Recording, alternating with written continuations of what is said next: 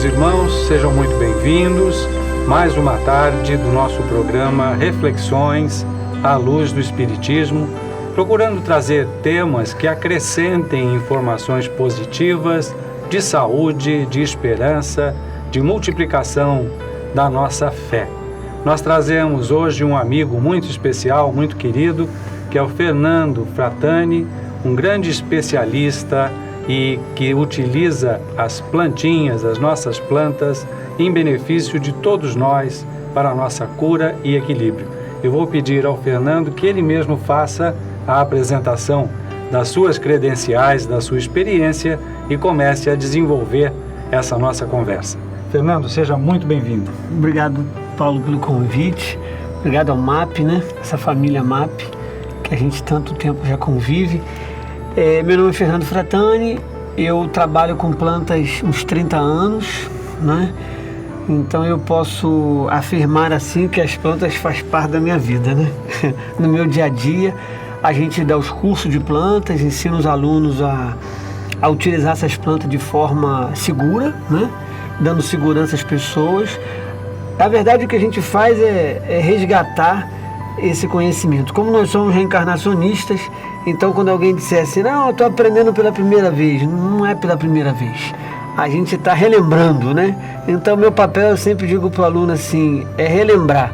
Eu sempre digo para meus alunos que tem alunos ali com certeza que tem uma evolução e um conhecimento das ervas muito maior do que eu. Mas nessa encarnação cabe eu estar na condição de um orientador no sentido de despertar esse conhecimento que já está dentro dele e que na verdade ele convive na casa dele, E eu sempre tenho uma afirmação, Paulo, que eu gosto muito de fazer em todo lugar para os alunos, e quando eu estou no campo eu mostro isso de uma forma bem assim objetiva e prática.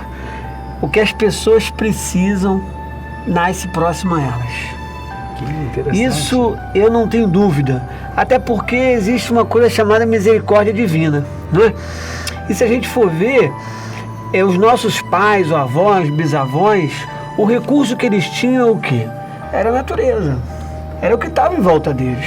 Como é que se pegava um ônibus? Não, tinha que se pegar uma charrete, um cavalo e ir até o médico, Então, e como é que mas não se tinha doenças? Claro que se tinha doenças, Mas a gente tem que observar também que se tinha um ar diferente, se tinha uma alimentação diferente, Se tinha um convívio diferente. Então, tudo isso muda. Tudo isso traz o bem-estar para aquelas pessoas que estavam ali. Mas quando existia a doença, existia também a certeza de que ali naquele quintal, Ou seja, o que eu quero dizer? Nós ficamos doentes, mas a natureza, de alguma forma, providencia no nosso quintal ou ao redor da gente a planta que vai nos ajudar de alguma forma. Isso mostra o quanto a nossa civilização se isola da natureza nesse contexto, principalmente perceptível, e como isso nos torna afastados e doídos, machucados, inclusive com influências e aspectos críticos no nosso psiquismo e na nossa visão espiritual, Isso. Esse mecanismo é tão interessante. O nosso tema pega um pouco essa parte da metafísica e a gente observa que a doença tem várias origens. E quando a gente fala metafísica da saúde, da doença, a gente está falando do que está além do físico. Então, deixa eu só ilustrar para a gente poder entender esse mecanismo da metafísica e esse mecanismo da planta nascer próxima à pessoa. Por exemplo, eu trabalho numa repartição, no meu trabalho. E aí eu e o Paulo, vamos pegar nosso exemplo, a gente trabalha numa repartição pública, estamos lá, nosso trabalho, nosso dia a dia, aquela rotina do serviço público. E um belo dia eu e o Paulo, a gente discute, bate boca, mas a gente tem duas saídas. No final do expediente, a gente, como o Chico falava no provérbio árabe, a gente não pode proibir que o andorinho voe sobre a nossa cabeça, mas a gente pode proibir que ela faça ninho. Então ninguém pode proibir que aquele dia a gente não está bem, o amigo não está bem e fala de mau jeito um com o outro, mas isso é andorinha voando na nossa cabeça, a gente não pode proibir isso. Agora, não vamos deixar isso fazer ninho. No dia seguinte, no mesmo dia, o Paulo pede desculpa pro outro, acabou aquela bagunça, tá tudo certo, pronto. Mas pode acontecer que no dia seguinte, daqui uma semana, daqui um mês, eu e Paulo continue brigado. Ou seja, não existe diálogo entre a gente mais. Muito bem. Então, olha esse provérbio na árabe que o Chico falava. A gente não pode proibir que a andorinha voe sobre a nossa cabeça, mas a gente pode proibir que ela faça ninho. Muito bem. Quando essa falta de diálogo faz ninho, nós vamos ao médico. E aí o médico vai dizer que nós estamos com dor ciática. Ou seja, na metafísica da saúde, o que está por trás da dor ciática nada mais é do que a falta de diálogo na vida. Que interessante. Olha só. Muito bem. Aí, olha agora o mecanismo da planta. Eu moro numa casa, na minha casa tem terreno, tá ali umas plantas, ou necessariamente eu moro num prédio, e no meu prédio tem um jardim.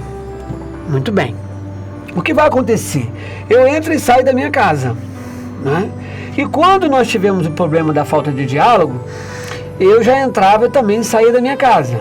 Mas existia alguma coisa diferente dentro de mim, não é? Existia uma falta de diálogo dentro de mim. Bem ou mal, eu podia ter uma cobrança dentro de mim na relação da minha amizade com você.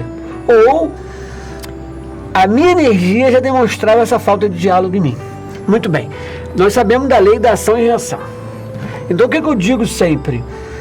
O acaso não existe, né? O acaso é o tamanho da nossa ignorância.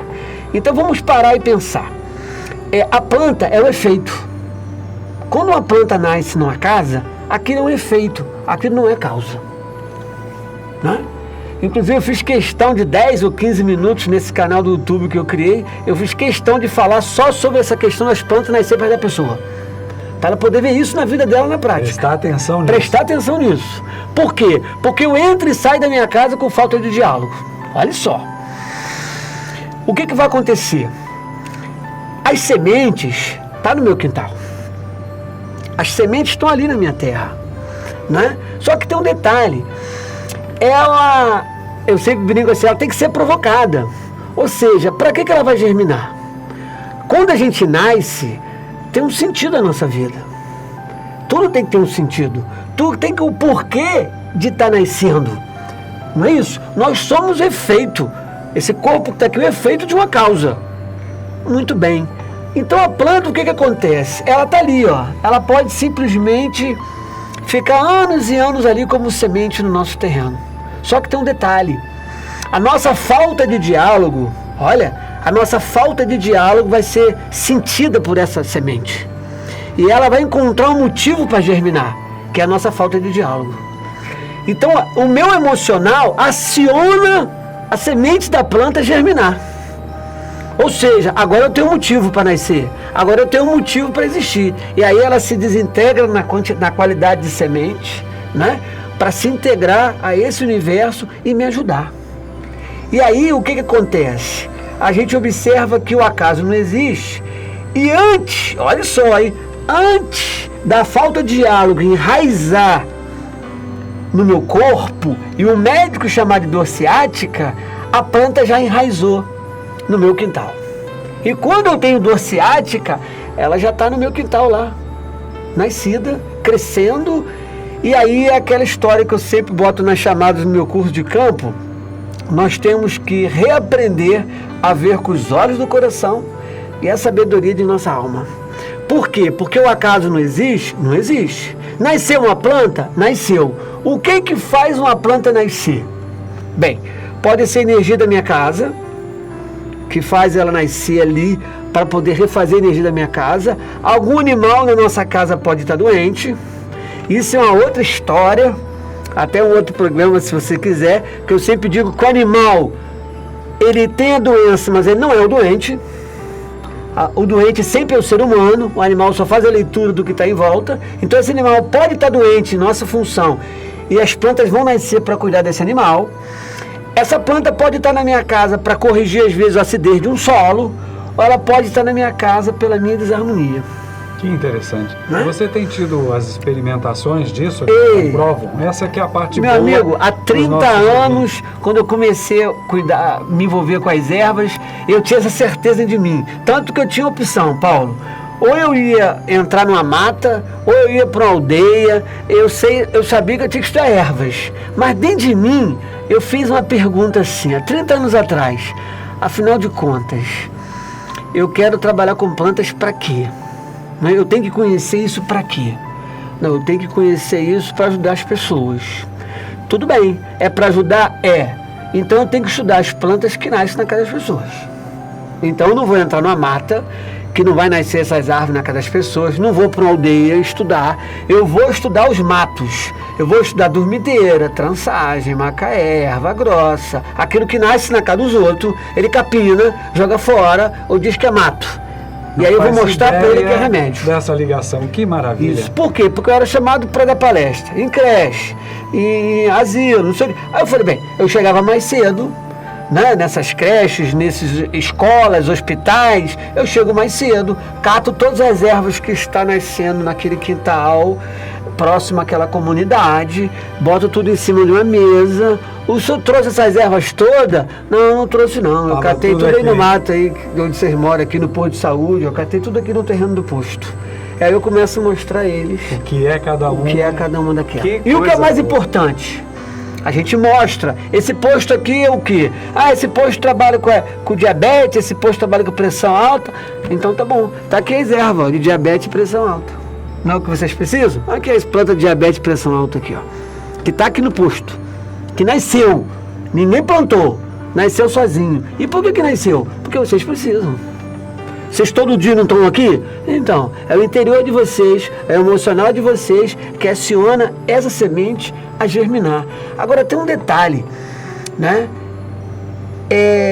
O que faz essa planta a nascer? O que faz ela germinar, senão o amor? Né? É o amor. Não é isso? Porque Pedro Baldi falava assim, sem amor, tudo é nada. E é isso aí, sem amor, tudo é nada. Então, o amor por nós, o amor por servir a criação, é o dharma dela, é o dever dela, né? Servir a humanidade, servir as pessoas que estão na sua casa, como animal também, né? Como nós todos. Então, na verdade, a gente observa esse amor da lei de Deus por todos nós. Essa misericórdia divina por todos nós. E eu digo a você, eu entro dentro de uma casa, a gente depois de 30 anos, a gente estudando essas coisas, a gente não pode se considerar uma pessoa muito normal, né? Por que eu digo isso a você? Porque eu entro numa casa hoje, eu olho e fico olhando as plantas, pela idade das pessoas que estiver naquela casa, se você me falar, eu já te falo mais ou menos até as doenças que pode ter naquela casa. Não é? Por quê? Porque o acaso não existe. Por que vai nascer tanta erva de São João na sua casa? E isso eu via demais, Paulo. Era apenas uma cerca assim, ó, de arame, né? Aqui nasciam umas ervas, aqui nasciam outras ervas. Por quê? Se só tinha uma cerca, o solo era o mesmo. Por que tanta dormideira aqui? Por que tanta erva de Santa Luzia aqui? Por que tanta arnica aqui? Por que tanta trançagem aqui? Mas não nascia aqui. Por que não nascia aqui? Diferente de eu cultivar. Então a planta nativa, ela nos aponta, ela nos mostra, né? Ela nasceu espontaneamente para nos ajudar. A nossa casa, seja o que for. Presença da misericórdia, da condição da natureza, no sentido mais divino possível, de nos servir. De nos servir. Afinal de contas, quem criou a doença? Nós. Né? Mas o que é uma planta? Deus em forma vegetal. E Deus é amor. Me diz uma coisa, Fernando. Pergunta de leigo. Se eu moro num apartamento, como é que eu posso ativar esse acaso que não existe, ou favorecer o surgimento de plantas que vão me ajudar a me curar? Não sei se a pergunta é cabível. Não, é cabível. Eu fui uma vez, certa feita, uma aluna comentou, isso perguntou, professor, mas eu moro num prédio. Coincidentemente, eu passando um dia perto do prédio da casa dela, o prédio que ela mora, eu olhei do lado de fora assim, não ficava muito longe a entrada, né, a grade do prédio, eu olhei assim, só uns 2 metros assim, dá pra gente enxergar bastante coisa, né? Eu fiquei olhando, aí depois cheguei pra ela e falei assim, olha, eu contei no seu prédio, no seu jardim, 18 plantas medicinais.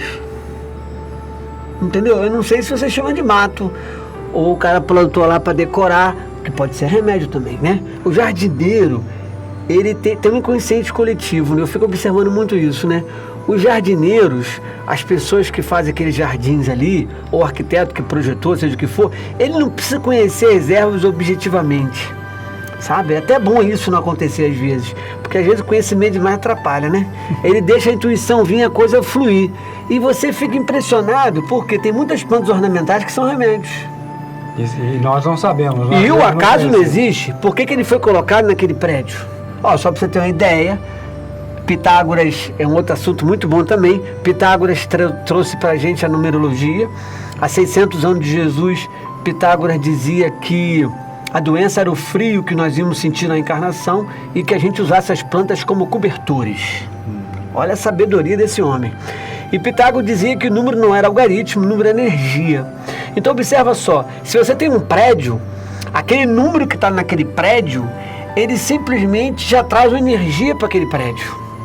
E sem as pessoas perceberem, elas acabam cultivando ali naquele prédio as plantas que vão trabalhar a energia que aquele prédio traz para as pessoas que moram ali.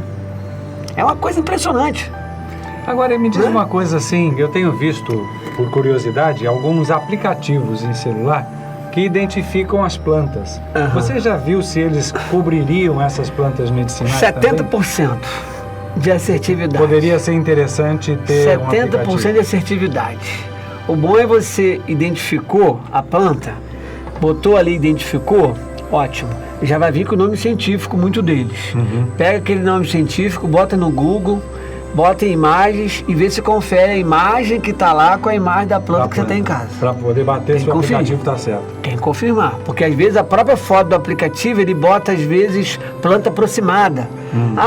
Se não é isso aqui, pode ser isso aqui. Porque às vezes a foto não está tão boa, né?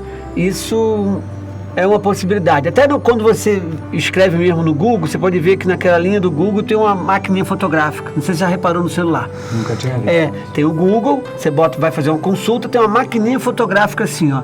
Se você clicar ali, ele tira a foto da planta e reconhece. Olha. Esse aplicativo do Google é 70% de assertividade. Eu sempre não precisaria ser um aplicativo particular. Não tem. O Google ali é foto. Clica na foto, fotografa a planta, na memória vem o nome. Existe isso, uma fotozinha, uma máquinazinha colorida. Uma informação, para mim, importantíssima. É só pegar o celular, você vai ver, aperta ali, você vai botar na imagem. Aí eu fiz uma média 70% de assertividade. E depois, para saber, ter conhecimento da parte medicinal, aí é importante ter um envolvimento maior com o conhecimento, com o curso. Eu digo assim, cada um tem um caminho. Né? Cada um tem que descobrir o seu caminho, a sua parte. Eu sempre estou muito em contato com as pessoas que vendem erva na rua, que tem as suas barracas, porque eu vou lá, vejo as ervas, vejo as que eu não conheço, tem novidade, não tem novidade, aquela coisa toda. Agora, ter a planta em casa ajuda muito, né?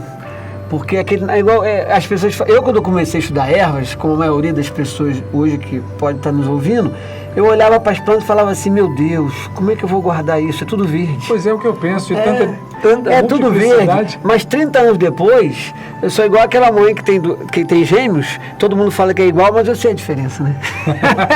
Então eu olho para as plantas hoje, a pessoa fala assim, professor, isso aqui é erva Santa Maria?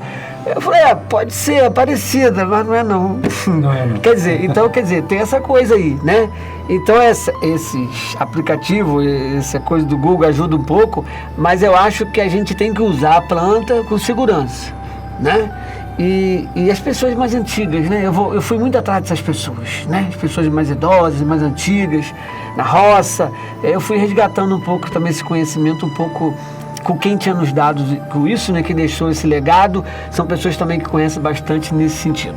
E você fala bem, é do inconsciente coletivo ou então, melhor ainda, da nossa visão de sermos todos um só, do ponto de vista do plano espiritual e do ponto de vista da própria doutrina. Isso. Nós somos seres em crescimento e precisamos ajudar uns aos outros. Por isso, amai-vos uns aos outros não é só uma lei geral de salvação, é a própria ordem natural nossa. Isso. Por conta disso que você está mencionando. Aí, com certeza. Né? Do nosso grande processo único e perfeito que nos faz ser o que somos, né? Isso. Se nós tivéssemos essa percepção como humanidade, o nosso mundo seria Perfeito, né? Exatamente. Seria Você vê, o que faz uma planta nascer espontaneamente lá para nos ajudar. O que faz um animal na nossa casa absorver às vezes uma doença que é nossa e ele está ali drenando aquela doença. O que faz isso senão o amor?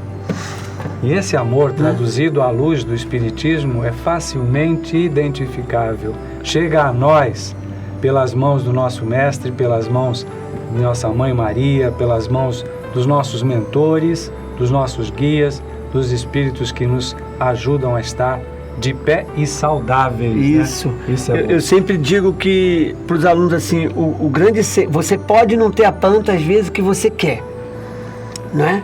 Mas se você parar e pensar no todo, o que a gente vai observar? É que existe uma planta para colesterol, existe uma planta para pneumonia, existe uma planta para infecção nos olhos, mas não existe um amor para colesterol, para infecção nos olhos, para anemia, né? Então, na hora que nós estamos fazendo aquele remédio, nós temos que colocar o amor. Quando Francisco pedia para botar rosa branca numa água, ele começava a lavar aquela ferida, e aonde aquela água tocava, o corpo daquela pessoa sarava na mesma hora, não era rosa branca, não era água, era o amor de Francisco. Né? Então a gente observa o que fazia Irmã Dulce, o que fazia Madre Teresa, era amor, não tinha outra coisa sem ser o amor. Então eu digo isso muito para os alunos, né? Você pode não ter a planta, mas se você tem o amor, meu amigo, você não tem ideia do que você é capaz de fazer por uma ferida, por alguma coisa, para ajudar uma pessoa. E o amor, ele é único. Amor é amor. Não importa o que a pessoa tenha. A planta você vai particularizar o que a pessoa tem. Por isso é que eu digo, você pode não ter a planta que você quer, mas faz aquilo com amor que você vai ver o resultado que vai dar. Mas você dá a orientação, como você disse, de usar as plantas com segurança, isso, para evitar que os princípios ativos, estou falando como leigo, você pode me corrigir, que ela tenha, sejam fortes a ponto de causar alguma dificuldade. Então a segurança de conhecer e ajudar. A gente costuma dizer assim, se eu comer muito feijão, não foi o feijão que me fez mal, foi a quantidade que eu comi. O excesso. Né? Então a planta tem um pouco isso. Às vezes a gente fala para uma pessoa assim, por exemplo, eu entrei aqui na Casa de Cultura, o Ivan estava me mostrando o espaço aqui, eu já vi que tem um pé de jamelão aqui, em frente aqui ao estúdio. O jamelão é muito bom para inibir apetite, um inibidor de apetite. E ele também é para colesterol, ele é para circulação, é um emagrecedor, né? Usam para diabetes.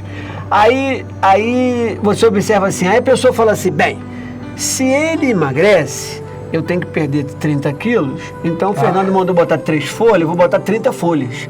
Quer dizer, não é o jamelão que fez mal a ela, vai ser a quantidade de folha que ela botou. Entendi. O princípio ativo do jamelão não vai causar problema nenhum.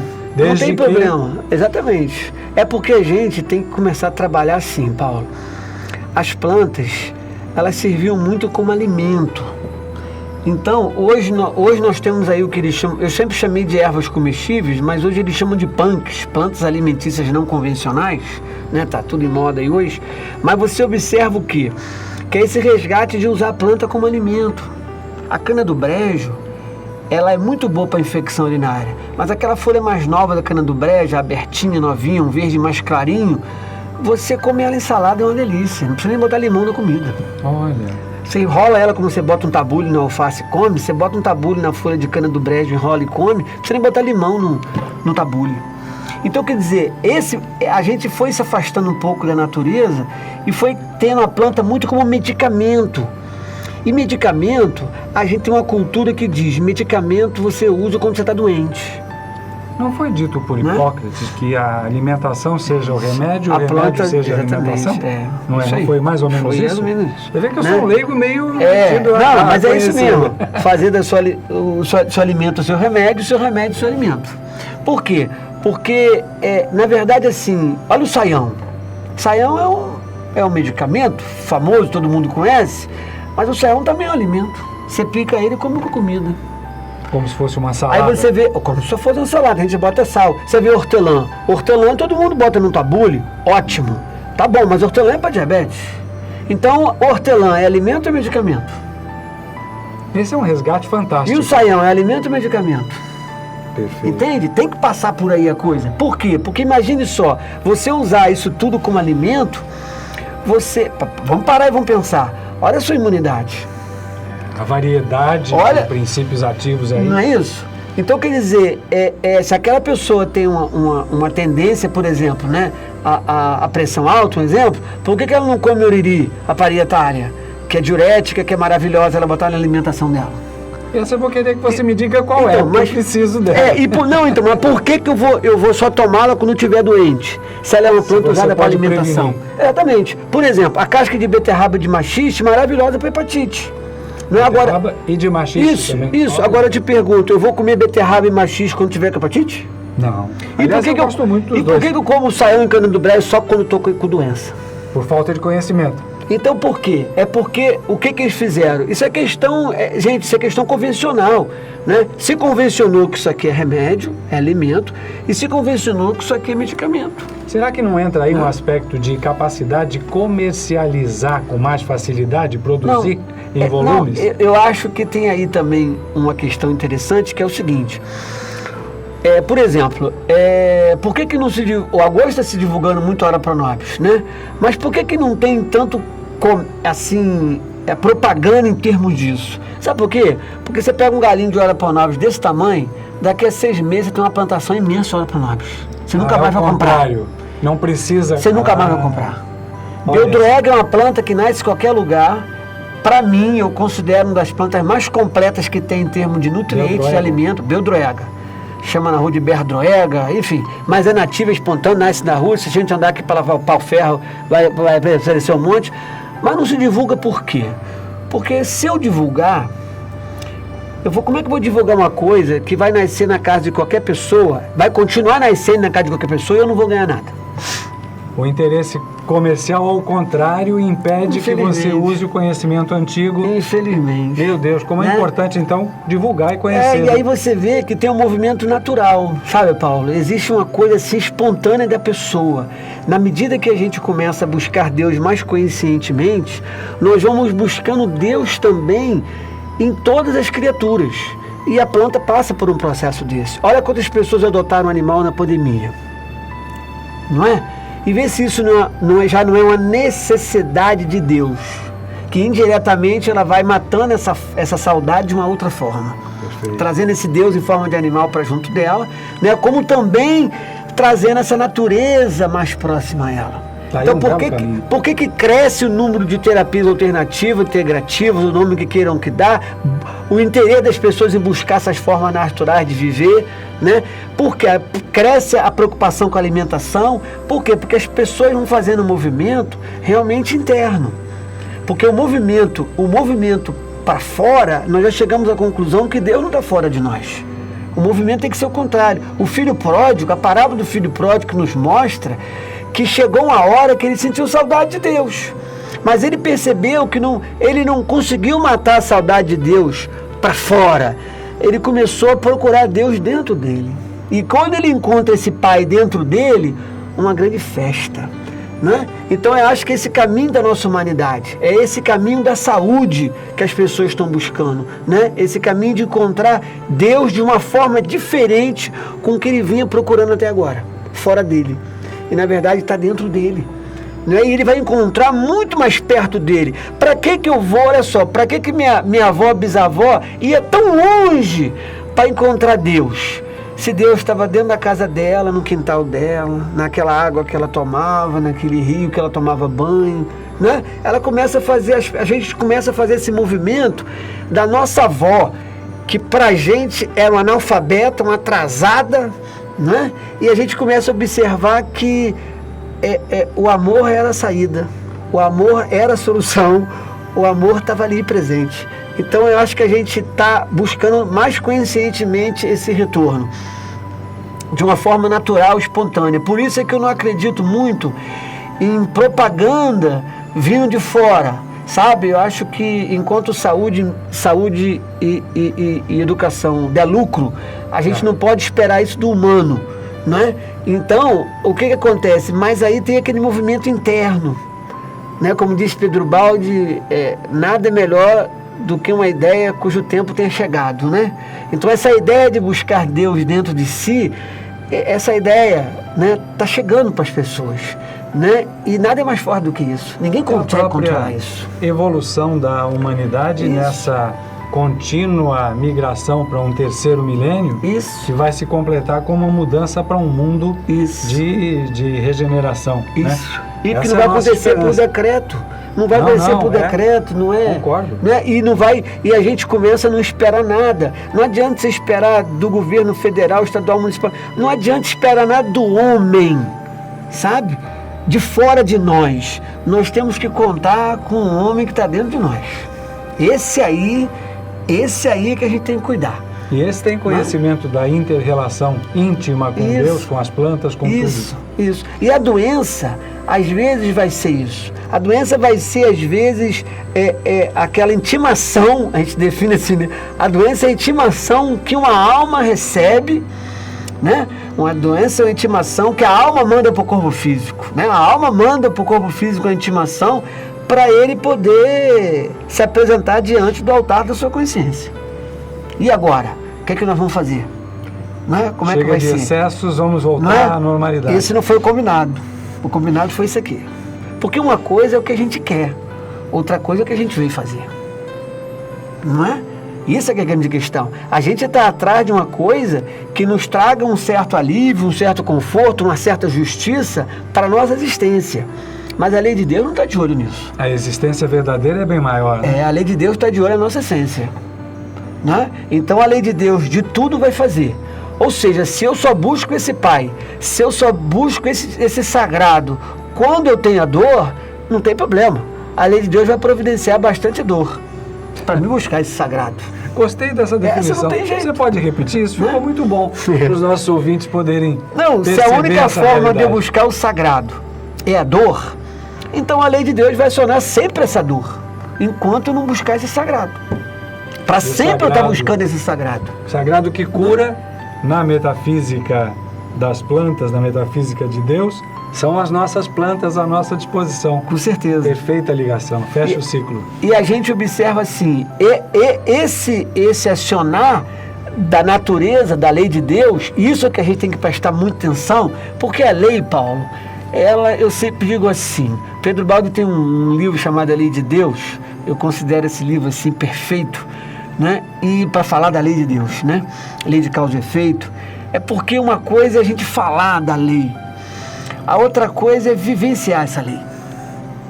Porque falar da lei, qualquer um pode fazer uma ginástica intelectual, pode ter um conhecimento e falar. Agora, viver essa lei é o exercício. Por isso, talvez a saída pela dor seja mais comum. Não é fácil. Não é fácil. Não é fácil. Por quê? Porque nós temos que ver a lei de Deus por trás de tudo. Você vê, olha quantas pessoas doentes porque não conseguem se livrar de uma mágoa, de um ressentimento. Ela não consegue perdoar. Olha quantas doenças traz para essa pessoa isso. Como quebra a imunidade e abre então espaço para outras doenças emergenciais aí. E talvez quando a doença botar essa pessoa numa cama ou num leito de hospital, ela vai botar a mão na sua consciência e vai lembrar. Puxa vida, eu estou aqui quase morrendo e tem uma pessoa que eu gostaria de pedir desculpa. E tem uma pessoa que eu gostaria que me perdoasse. Não é? Ela pode até não desencarnar, mas a consciência dela já está começando a modificar. Não é? Então foi preciso a cama, um leito hospitalar, para ela poder pensar na possibilidade de conduzir o perdão, de se arrepender por uma coisa que ela fez. Eu posso pegar um gancho dessa tua colocação, que é perfeita, com o que foi dito por Jesus na sua proposta de si. Nós, como pecadores, né, formos fazer uma oferta ao altar, antes devemos ver se temos algo, ou se o nosso irmão tem alguma coisa contra nós. Se tivermos, deixamos a oferenda ali, vamos nos reconciliar, para depois podermos fazer a oferenda, que é perfeitamente análogo ao que você mencionou. É a lei expressa de uma maneira e essa clara. Colocação sua, lembrando o Evangelho, eu sempre faço muito nos cursos, porque a gente dá um pulinho em outras vidas. Jesus disse assim: reconcilie-te com o seu inimigo enquanto estás a caminho. Quem é o seu inimigo? Aí a gente para e vamos refletir. Que tal uma possibilidade desse inimigo ser o nosso passado? Não é? Ser aquele homem egoísta que eu fui. Nós mesmos. Então, que tal eu me reconciliar com esse egoísta que eu fui?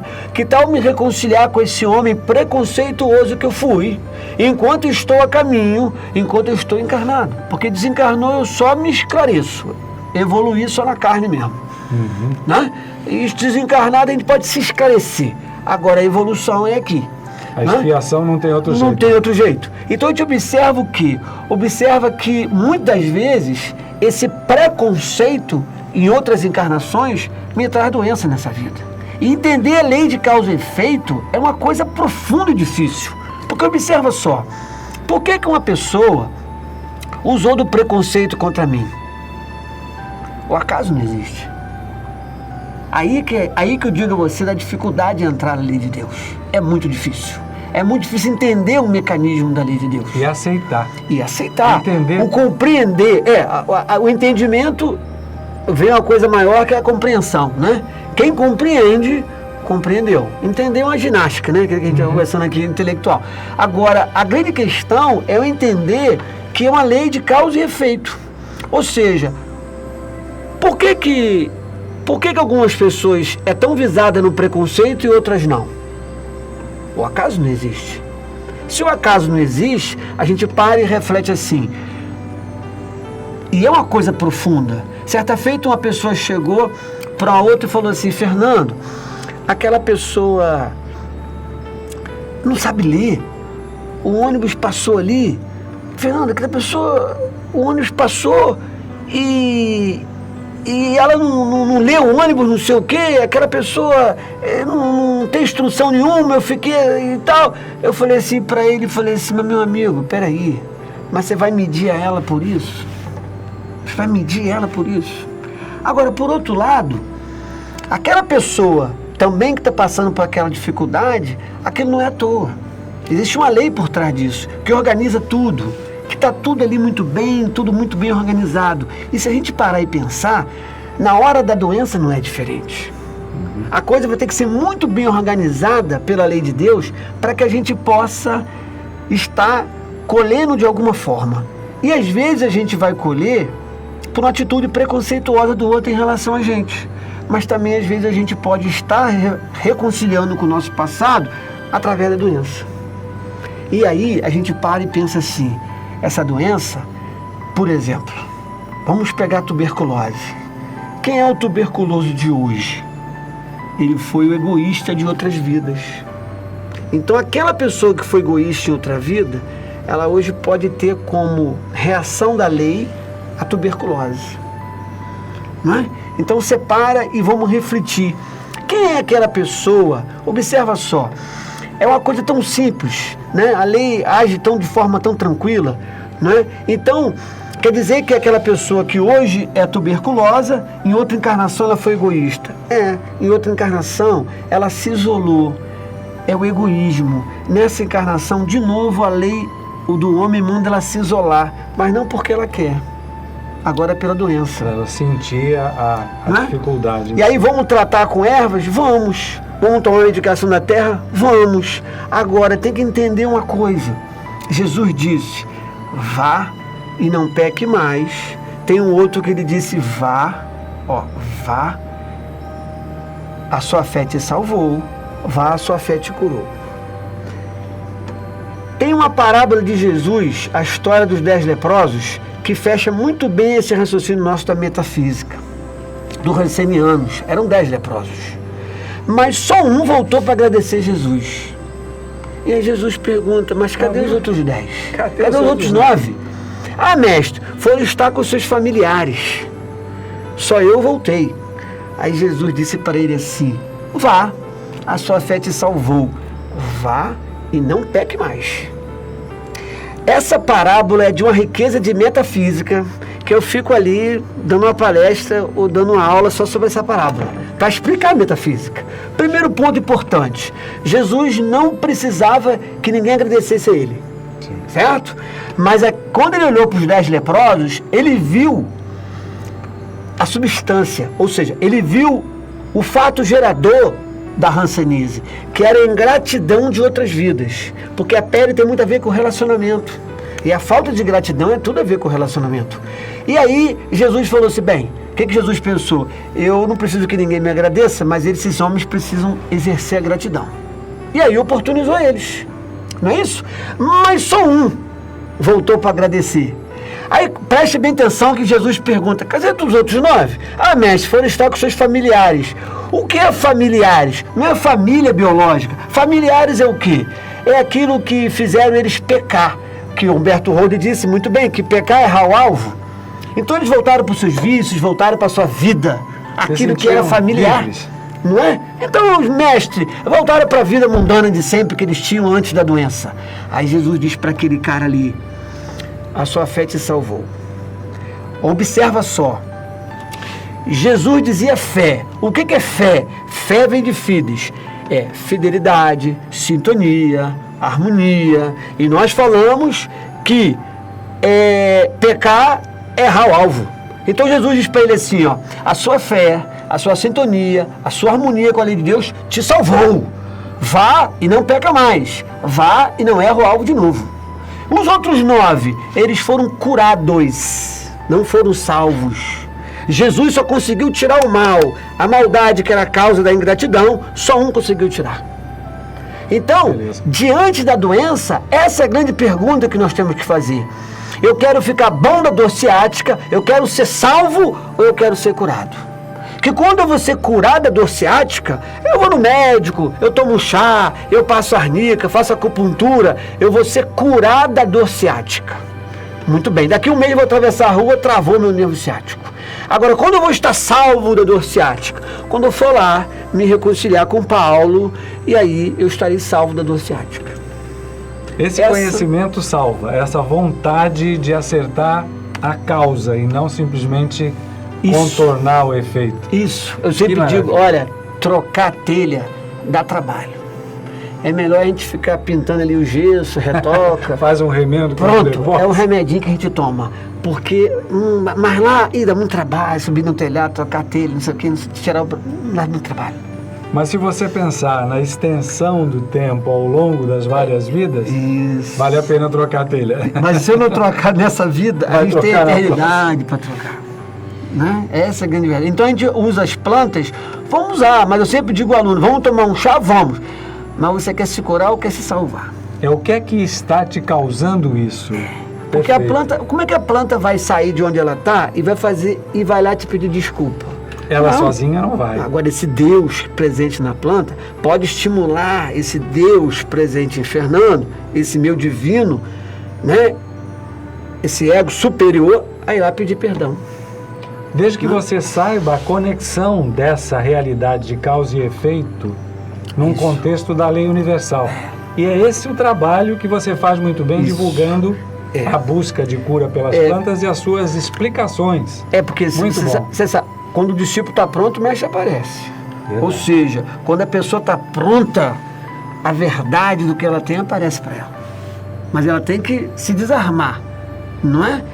O discípulo é aquele que se coloca na condição de aprendiz. Então ela tem que se colocar na condição de aprendiz, né? Numa condição de aceitação, para poder essa verdade, que é verdadeiramente o que ela tem, o que ela tem que mudar, vir para a vida dela. Que beleza, Fernando. A gente fica feliz de caminhar nessa linha de entendimento do poder das plantas, mas não um poder dentro da visão de consumo ou de condição comercial usual que a gente vê, mas o poder interior de cada um de nós, capaz de ir descobrir, até nos terrenos mais simples, aquilo que está colocado ali, porque a gente passa por ali sempre, por exemplo, à nossa disposição para a gente aprender a ver. Isso. Claro que vai custar esforço, vai ser necessário a gente buscar remodelar a nossa visão, nosso conceito, mas esse é um caminho de crescimento. Isso. Eu agradeço, Fernando, profundamente essa oportunidade de termos passado esses poucos minutos aqui e esperando que os nossos companheiros estejam felizes de ter ouvido. Se você quiser finalizar a sua parte agora, temos mais alguns segundos de... Eu queria falar uma coisa interessante na minha experiência nesses 30 anos para todos, é que as melhores plantas que existem, as mais fortes para as mais doenças, são as plantas rasteiras, aquelas que vivem assim coladas no chão. somente para as pessoas humildes, as pessoas que aceitam se curvar na vida, terem acesso a elas. Que beleza, isso fecha com chave de ouro o nosso programa de hoje. Fernando Fratani, muitíssimo obrigado o convite. Pela sua participação. Obrigado. E esperamos poder tê-lo aqui novamente com temas abrangentes ligados a essa área. Graças a Deus. Obrigado a vocês. Muito obrigado.